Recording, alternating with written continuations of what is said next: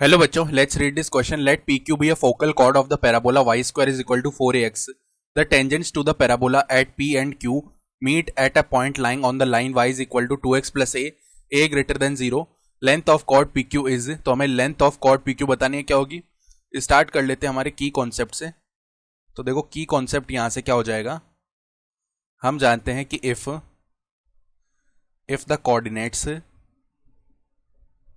The coordinates of endpoints of a focal chord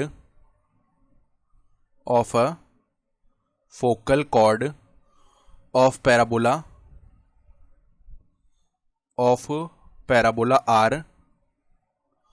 r देखो P जिसके coordinates हैं a_t1 square, 2a t1, ठीक है, एंड Q जिसके कोऑर्डिनेट्स हैं a_t2 square, 2a_t2, then the intersection points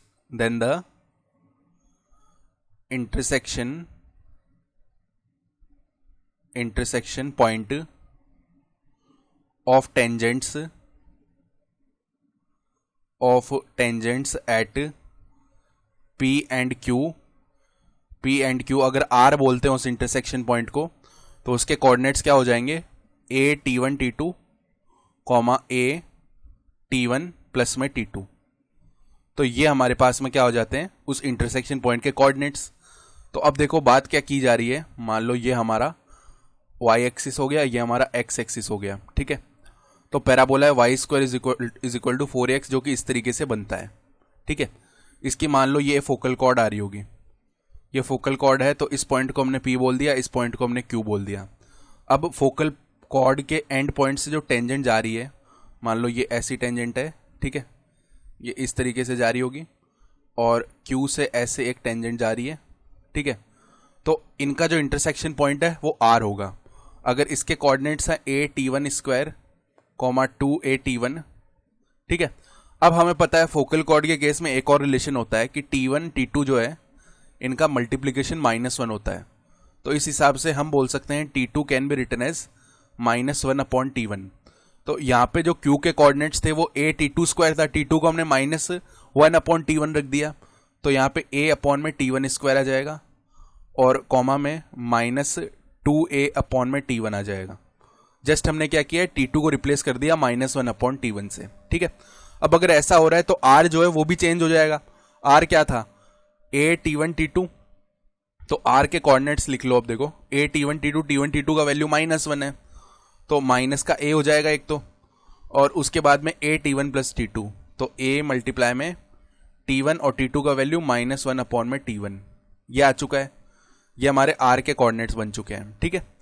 अब इतना आने के बाद क्या है, हमें पता है r लाई कर रहा है किस लाइन पे, y is equal to 2x plus a पे. तो y is equal to 2x plus a पे, इस पे r लाई कर रहा है, तो सेटिस्फाई करवा देते हैं. a मल्टीप्लाई में t1 -1/t1, that will be equal to 2 multiply में -a और प्लस का a, ठीक है.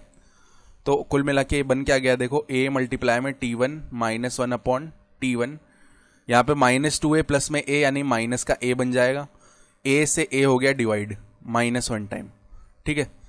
तो यहाँ पे कुल मिला के t1 -1/t1 का वैल्यू क्या आ गया, -1 आ गया.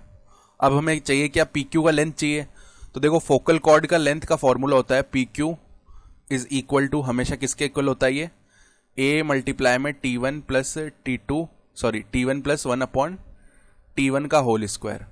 तो इसको कैसे लिखा जा सकता है, a मल्टीप्लाई में t1 -1/t1. देखो इसका होल स्क्वायर एक बार ओपन करो, क्या मिल जाएगा हमें, t1 square plus 1/t1 square, और माइनस का 2 मिलेगा, और यहां से क्या मिलता है, t1 square plus 1/t1 square plus में 2. तो हमें प्लस का 2 लेके आना है, तो क्या करो, एक्स्ट्रा प्लस का 4 ऐड कर दो, जिससे कि इधर -2 आएगा और प्लस का 4 आएगा, डेट विल बी प्लस का 2, ठीक है. तो अब देखो t1 -1/t1 का वैल्यू -1 है, ये हमें पता है. तो a मल्टीप्लाई में इधर रख दिया -1 का स्क्वायर प्लस में 4, that comes out to be equal to 5a. तो 5a इसकी लेंथ हो जाएगी. तो ऑप्शन बी सही है. I hope you understood this explanation. Best of luck.